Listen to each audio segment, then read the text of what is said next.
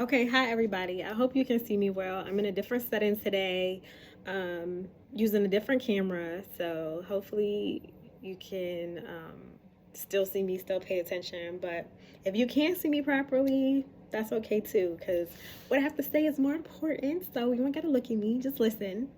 Um, let's talk. Um, and the title of this is How Do I Find My Purpose?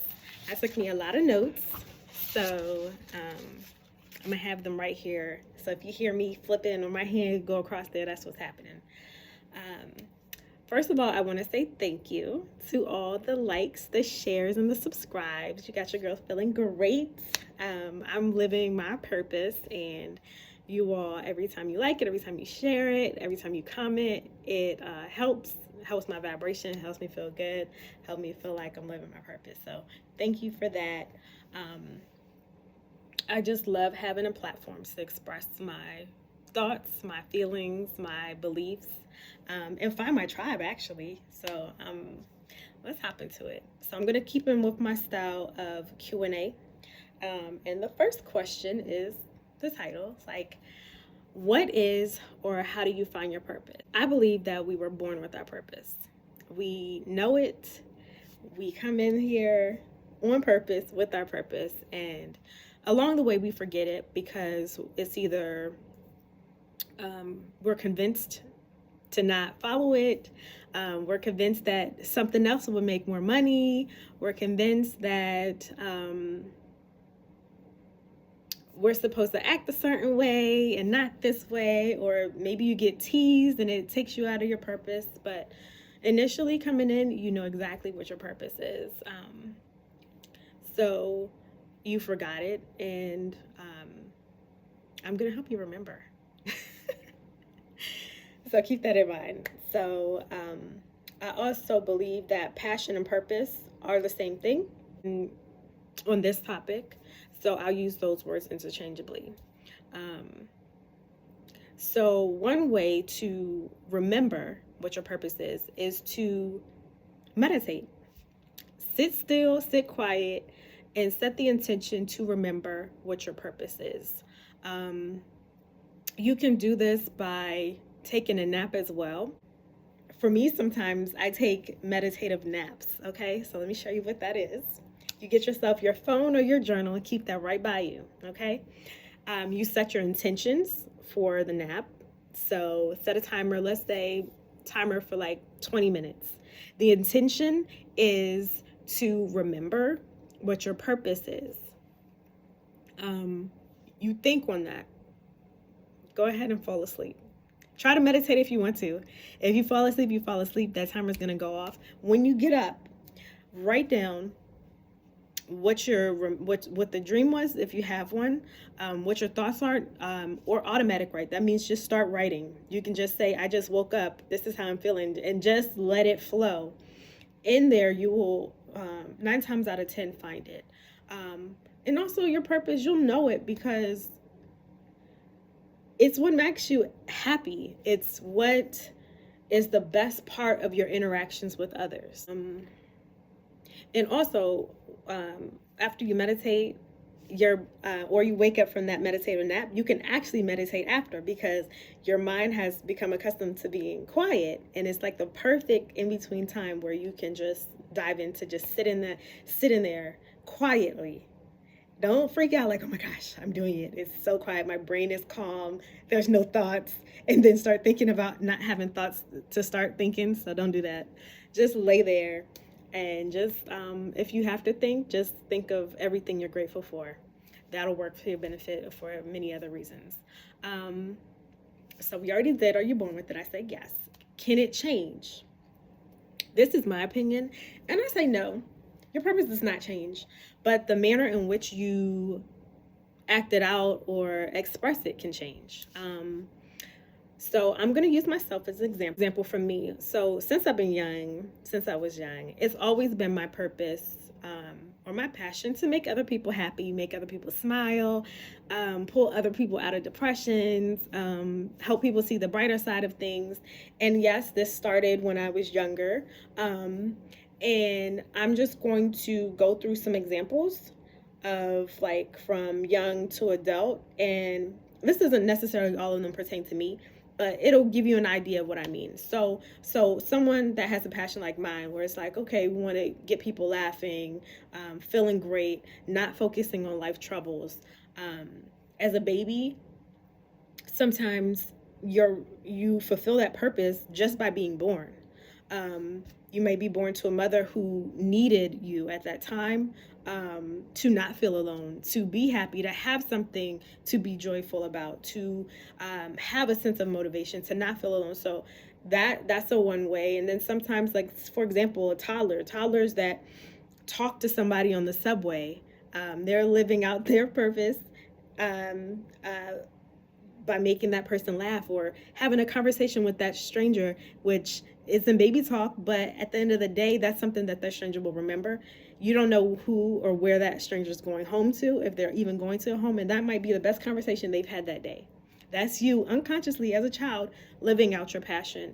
Going into teenhood, let's say, could keep on the same topic of caring for others, making others happy, not feel alone. Um, you might have expressed this by being that friend that befriended people that other people didn't want to befriend. You could also be that one by joining the groups or the teams that people didn't think you fit into or would be your thing, because of your overall personality. So being a part of things or being a friend to people that weren't exactly like you. Let's say, so now we're jumping to young adult. Let's say this person of wanting to make sure that other people feel, comforted, not alone, happy, pull them out of depressions. They could express that through music, making videos like this, or maybe doing stand-up. It's like there's no one avenue in which to act out your life purpose. You will find a way to do it when you realize or when you remember what it is. And for me, mine is tarot. That's one avenue.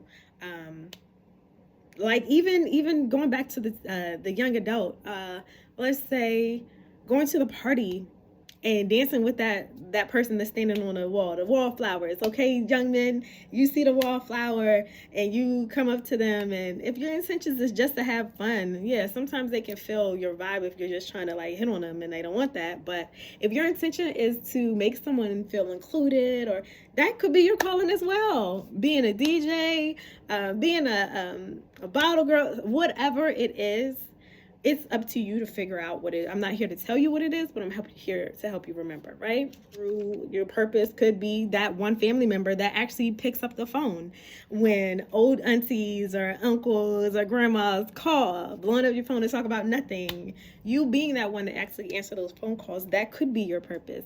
Hosting things for the family to get together, that could be your purpose. Your purpose does not have to be what you make money from. Okay?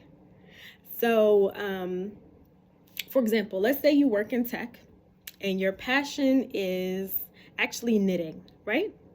So you do your 9-to-5 tech job, but maybe you knit scarves for elderly, scarves for the homeless, scarves for your friends, do it for Christmas. Like, you make that your passion project. Your if you want to donate them, then you do that. Or you just you can make money from your passion. There's nothing wrong with that. We are in the Ta realm. This realm has certain laws.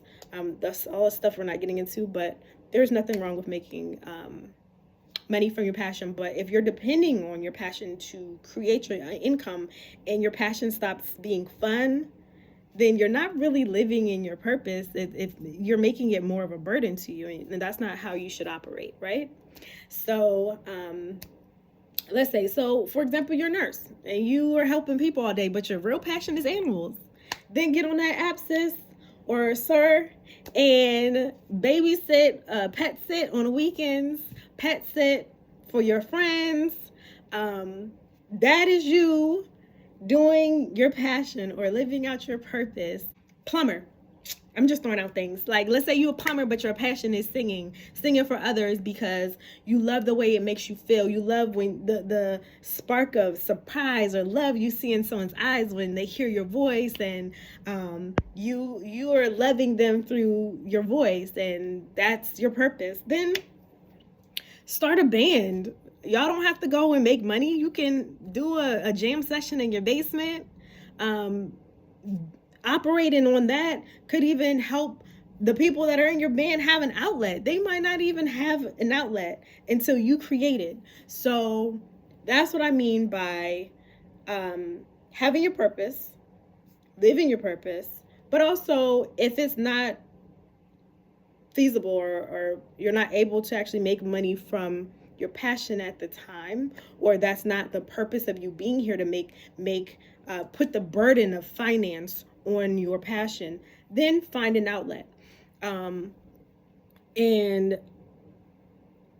if you don't find an outlet for what your true passion is, you will always feel like something's missing.